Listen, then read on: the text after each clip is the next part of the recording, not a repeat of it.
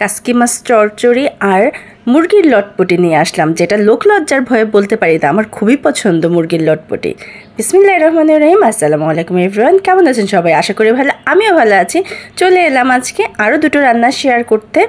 মোটামুটি হচ্ছে আজকে আমি কাসকি মাছ চচ্চড়িটা কীভাবে আলু দিয়ে আমি বাসায় করি সেটাই দেখাবো। আপনারা তো অনেক ভালো রান্না করতে পারেন, সেটা তো আমি জানি। তারপর আমি যেভাবে করি এবং এইভাবে আমার আব্বু খুব পছন্দ করে, সেই রেসিপিটাই আপনাদের সাথে আজকে শেয়ার করব।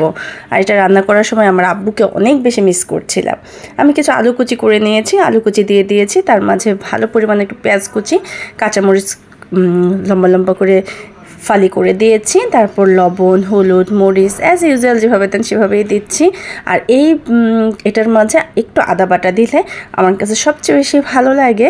এটা কিন্তু হাতে মাখাটা করব আমি।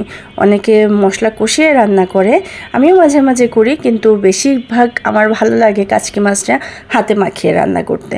আর বাচ্চারা তো ছোটো মাছ খেতেই চায় না, এই একটু আলু দিয়ে করলে অল্প একটু বাচ্চাদের জোর করে খাওয়াতে পারি, সেই জন্যই আসলে আলু দেয়া। আর হলুদ মরিচ তো একটু বেশি বেশি দিতে হয়, কারণ ছোটো মাছ রান্নাটা একটু স্পাইসি না হলে, একটু মশলা না হলে ভালো লাগে না। আর এভাবে হাতে না মাখালে এটার টেস্ট কখনোই আসে না। যতক্ষণ এটা ভালোভাবে কচলানো হবে, কচলে একেবারে নরম হয়ে যাবে, তখনই আমার কাছে কাসকি মাছ চচ্চড়িটা ভালো লাগে। এই তো আমি অনেকটা সময় নিয়ে চটকে নিচ্ছি, যতক্ষণ না পর্যন্ত আলু থেকে আর পেঁয়াজ থেকে পানিটা বেরিয়ে না আসে।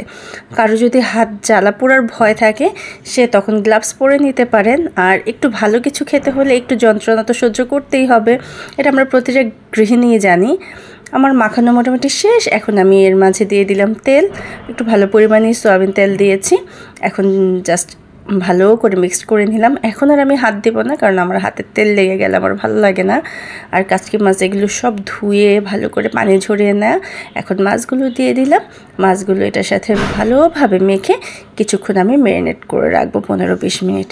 আর এই ফাঁকে কিন্তু আমার ওই দিক দিয়ে মুরগির লটপটির জন্য প্রিপারেশান নেওয়া শেষ। আমি মুরগির চামড়া, ঘিলা, কলিজা, পা এগুলো সব ভালোভাবে ধুয়ে চুলায় বসিয়ে দিয়েছি। অনেকেই মুরগির লটপটিটা পছন্দ করে না, মুরগির চামড়া ভুনা যেটা, সেটা পছন্দ করে না, বা লোকলজ্জার ভয়ে পছন্দ করলেও বলে না।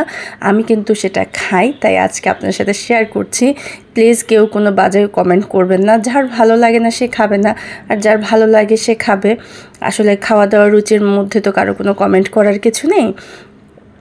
আর আপনাদের মধ্যে কে মুরগির লটপটিটা পছন্দ করেন একটু জানাবেন। আমার কাচকি মাছ পুরোপুরি ম্যারিনেট করার জন্য এখন রেডি। আমি পানি দিয়ে দিয়েছি। এখন এটা 20 মিনিট বাহিরে থাকবে, তারপর আমি জাস্ট চুলায় চড়িয়ে দিব, একেবারে শুকনা করব। আর আপনারা কি এভাবে রান্না করেন কিনা আপনাদের আমার সাথে রেসিপিটা শেয়ার করতে পারেন। আর এই যে এক চুলায় আমি মুরগির লটপটিটা বসিয়ে দিয়েছি। এটা একেবারে এটার পানি দিয়ে এটা রান্না হবে। জাস্ট একটু আদা, পেঁয়াজ কুচি আর গোলমরিচ, এলাচ, দারচিনি দিয়ে আমি বসিয়ে দিয়েছি, যেভাবে রান্না হয় আর কি। আর এটা আমার ভাজা খেতেই ভালো লাগে। আর আমার বড় ছেলে পছন্দ করে যদি সাথে একটু আলু দিই। আর এই তো আমার কাচকি মাছে হয়ে যাচ্ছে। এখন আলু সেদ্ধ হয়ে গেছে, জাস্ট পানিটা শুকায় আসা পর্যন্ত। আর এটা একেবারে টান করব আমি। এই যে দেখেন, মোটামুটি উপর থেকে মনে হচ্ছে যে হয়ে গেছে, কিন্তু হয়নি, এখনও নিচে পানি আছে। যখন একেবারে পানিটা শুকিয়ে শুকনা চচ্চড়ি হবে, তখন আমি নামিয়ে নিব।